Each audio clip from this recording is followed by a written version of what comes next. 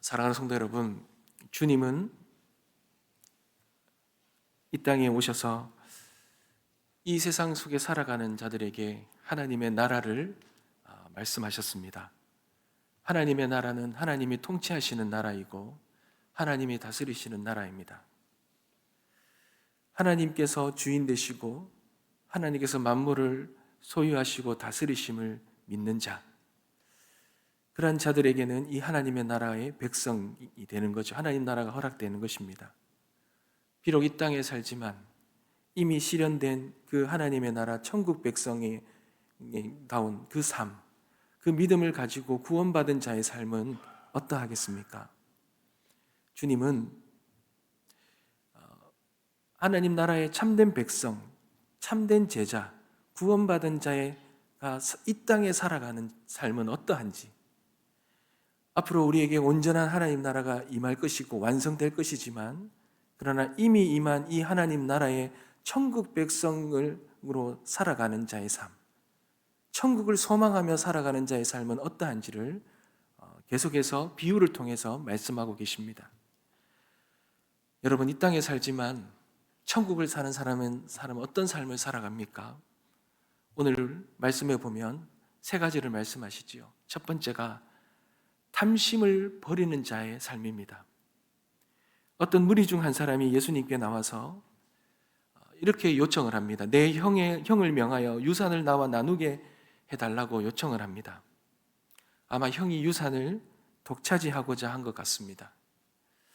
구약시대의 유산의 배분의 방법은 장자가 다른 아들보다 2배의 유산을 받게 되어 있습니다. 그러니 장자가 많은 재산을 배분받게 되는 것이죠. 그렇지만 그렇다고 해서 혼자 독차지해서는 안 되는 것입니다. 그런데 오늘 이 사람이 예수님께 요청하는 것을 보면 아마 이 부당한 일이 있었던 것 같습니다. 형이 이 모든 이 유산을 그가 다 차지했던 것 같습니다. 그러니 권위 있는 예수님께 아뢰어서 이 문제를 해결해 달라고 그렇게 말씀하셨습니다. 여러분, 예수님의 대답은 무엇이겠습니까? 예수님의 대답은 이러했습니다. 이 사람아, 누가 나를 너희의 재판장이나 물건 나누는 자로 세웠느냐? 라고 오히려 꾸짖으셨습니다. 상속에 관한 이 분쟁이 발생하면 법정에 가서 해결해야 하지 왜 나에게 와서 이것을 해결해 달라고 하느냐라는 것입니다. 분명한 것은 예수님은 이런 분쟁에 개입하고 싶지 않으시다라고 그렇게 말씀을 하셨습니다. 그렇지만 예수님은 이 분쟁을 통하여서 한 가지 교훈을 주셨어요. 천국 백성이라면, 구원받은 자라면, 하나님의 제자라면 이 땅을 살지만 천국을 소망하는 자의 삶은 탐심을 버린 삶이다라고 말씀하셨습니다. 여러분, 상속 재산을 혼자서 다 차지하려는 이유는 탐심 때문입니다. 탐심. 이 탐심을 없애야지만 이 땅 가운데서 온전하게 살아갈 수 있다는 거죠. 여러분, 당시에는 농경사회였기 때문에 토지가 많으면 편안하게 살 수 있는 그런 소득을 많이 얻을 수 있었습니다. 그렇다 보니 토지가 많으면 내가 다 일하지 않아도 이 토지를 남을 주고 그 사람이 대신 이 경작을 한 다음에 거기서 나오는 수확을 얻을 수 있기 때문에 토지가 많다는 것은 많은 것을 내가 누리며 살아갈 수 있다는 것입니다. 그러니 여기에 욕심이 생기는 거죠. 토지와 같은 생산수단을 많이 소유하고 싶은 것입니다. 그러니 율법을 어겨서라도 더 많은 것들을 움켜쥐려고 한다는 것입니다. 그러니 이 움켜쥐려고 하는 이 탐심이 형제 사이에 분쟁도 일으키고 또한 그 땅에서 먹고 사는 문제에 지나친 욕심을 가지게 되는 결과를 낳은 것입니다. 주님은 형제가 누구에게 더 많은 이 토지를 분배해야 되고 그것을 나누어주는 그 말씀을 하시지 않으셨지만, 그러나 그렇게 분쟁이 일어나는 그 근원 중에는, 그리고 형의 토지 소유를 부당하다고 찾아온 그 아우의 그 마음 속에도 가지고 있는 그 탐심의 문제를 지적하신 겁니다. 이 땅에 살지만 하늘을 소유하며 살아가는 자는 이 탐심을 버린 자의 삶이라는 거예요. 왜 그렇습니까? 이 탐심을 가지고 조금 더 많은 것을 가지려고, 조금 더 많은 것을 내가 소유하고 좀 더 많은 것을 내가 가지고 있어야지만, 쌓아두어야만 그렇게 마음이 평안하고 온전하게 그리고 또 부유하게 살아갈 것이라고 생각하는 그 근원적인 그 탐심, 여러분, 그 탐심이 아무리 커서 내가 많은 것을 소유한다 할지라도 오늘 밤에 내 영혼을 하나님이 가져가 버리시면 아무것도 소용이 없지 않습니까? 여러 해 먹을 것을 그렇게 많이 쌓아둔다 하더라도 하나님이 그 영혼을 데리고 가시면 그 모든 계획은 다 숲으로 돌아가기 때문입니다. 그러니 이 땅에 살지만 하늘을 소망하는 자의 삶은 언제 어떻게 하나님이 나의 영혼을 불러가실지, 그리고 나 자신은 이 땅에 영원한 삶을 살아가는 자가 아님을 알고 이 땅에 탐심을 가지고 많은 것을 소유하며 욕심을 가지며 살아가는 자가 아니라는 것을 분명하게 말씀하고 계십니다. 사랑하는 성도 여러분, 그렇습니다. 천국을, 하늘을 소망을 두고 살아가는 자는 이 땅의 것에 그렇게 많은 욕심을 가지고 있지 않습니다. 이 땅의 것을 그렇게 많이 소유하려고 그렇게 그 욕망을 가지고 살아가지 않습니다.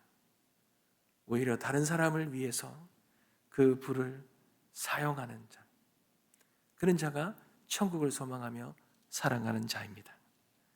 두 번째는 염려에 대한 가르침이죠. 여러분, 당연하지 않습니까?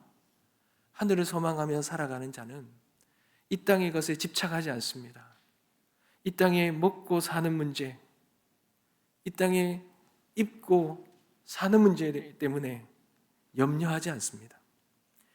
여러분, 탐심을 가지고 염려한다는 말은 다른 말로 말하면 내가 이 땅에서의 이 존재를 가지고 염려하고 걱정한다는 겁니다. 불안해한다는 겁니다.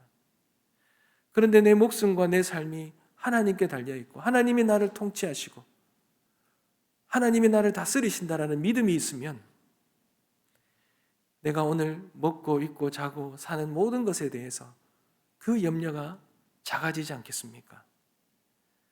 하늘의 새도 들의 백합화도 하나님께서 그 하찮은 것도 입히시고 먹이시고 살리시는데 하나님의 형상을 닮은 하나님의 백성을 하나님이 돌보시지 않으시겠냐라는 것입니다. 사랑하는 성도 여러분, 하나님의 나라의 백성, 하나님이 통치하시는 나라의 백성, 믿음을 가진 자는 하나님이 다스리심을 믿는 자입니다. 여러분, 믿음이 있다면 하나님이 우리를 온전히 붙들어 주시고 역사하시고 보호하시고 입히시고 살아가게 하심을 믿으시기 바랍니다. 그러니 오히려 더 하나님, 나를 다스려 주시옵소서, 하나님의 나라가 이 땅 가운데 더욱 충만하게 임하여 주시옵소서, 그러한 기도로 올려드릴 수 있지 않겠습니까? 그리고 마지막으로 천국을, 하늘을 소망하며 살아가는 자의 삶은 구제하는 삶입니다. 나누는 삶입니다. 내 목숨을 위해서, 나의 삶을 위해서 그렇게 살아가는 자가 아니라 하느님이 주신 것들을 통하여 나누는 자, 베푸는 자의 삶을 살아갈 것입니다. 그런데 그런 자의 삶을 이렇게 표현하시죠. 하늘의 보물을 쌓아두는 삶이다, 이렇게 말합니다. 여러분, 우리는 흔히 혹시 하늘의 보물을 쌓아둔다는 말을 우리가 뭔가 물질을 나중에 이렇게 헌금을 하거나 많은 것들을 또 사람들에게 나누어져서 나중에 하늘나라 가면은 거기에서 많은 내가 쌓아둔 것들이 많기 때문에 거기에서 부유하게 살아간다, 이렇게 생각하는 그런 것이 아니라 인간이 이 땅이 전부인 것처럼 그렇게 욕심을 가지고 욕망을 가지고 하나님이 주신 이 물질을 나를 위하여 살아가니 인간의 이 마음이 있는, 물질이 있는 곳에 마음이 있기에 하나님께서는 그렇다면 이 물질을 하늘에 쌓아두라는 거예요. 그러면 너희들의 마음이 하늘을 향하지 않겠느냐? 하늘을 소망하며 살아가지 않겠느냐? 이 땅이 전부인 것처럼이 아니라 하늘이 또 다른 삶, 또 다른 천국의 삶이 있다는 것을 생각하지 않겠느냐라는 것이죠. 그러니 이 땅에서 쌓아두는 삶이 아니라 나누는 삶을 살겠지요. 구제하는 삶을 살겠지요. 궁핍한 사람들을 위해서 긍휼의 마음을 가지고 그 사람들을 나눠줄 수 있는 그런 주머니를 가지고 그런 나누는 그런 넉넉함을 가지고 그런 부유한 마음을 가지고 살아갈 수 있지 않겠느냐라는 그러한 말씀이십니다. 사랑하는 성도 여러분, 우리는 하나님의 나라의 백성으로 구원받은 자입니다. 그러니 이 땅에서 하늘을 소망하는 자의 그 삶처럼 탐심을 버리고 염려하는 삶이 아니라 오히려 이 땅의 것을 움켜쥐는 삶이 아니라 더 나누어주는 삶, 우리에게 허락된 영원한 하나님의 나라를 바라보며 그렇게 그 나라의 백성다움, 더 풍성함을 소유한 자의 삶을 살아가는 하나님의 백성들 다 되시게 주님의 이름으로 축복합니다. 기도하겠습니다.